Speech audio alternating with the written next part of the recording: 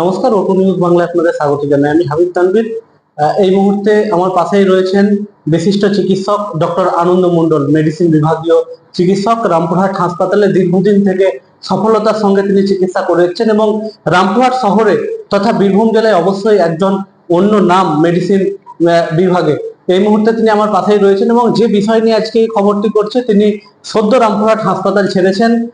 নানান অভিযোগে অভিমানে তিনি কিন্তু হাসপাতালের কর্মজীবন ত্যাগ করেছেন। আমার সঙ্গে আছেন, কেন ত্যাগ করেছে একটু কথা বলবো।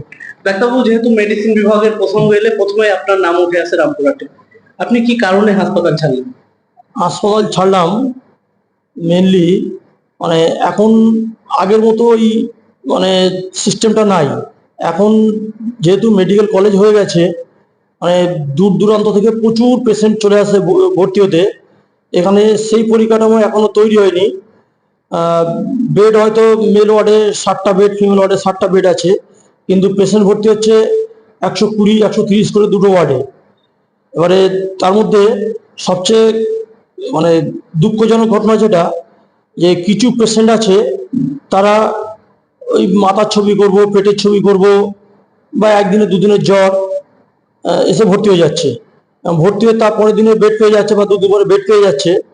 এবার তারপরে কি হচ্ছে, যেগুলো মানে খারাপ পেশেন্ট, খুব ইমার্জেন্সি পেশেন্ট, জেনুইন পেশেন্ট যেগুলো, তারা আর বেড পাচ্ছে না। এবার সেই পেশেন্টগুলো ঠিকঠাক আমরা পরিষেবা দিতে পারছি না। পেশেন্টগুলো হয় মারা যাচ্ছে, আর নাহলে রেফার নিয়ে দূরে বর্ধমান চলে যাচ্ছে। আচ্ছা ডাক্তারবাবু, এই যে হাসপাতালে একের পর এক এত অভিযোগ আছে চিকিৎসার গাফিলতিতে রোগী মৃত্যু, পরিকাঠামো কি একটা অন্যতম কারণ?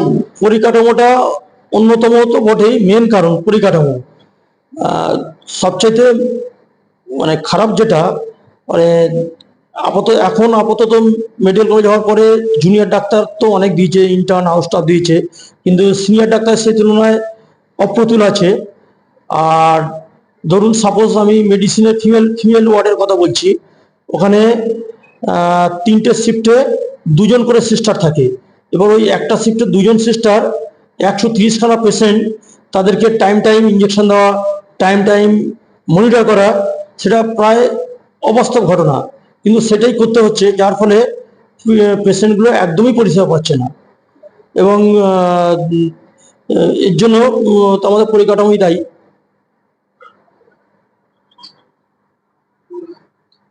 আর কোনো বিষয়?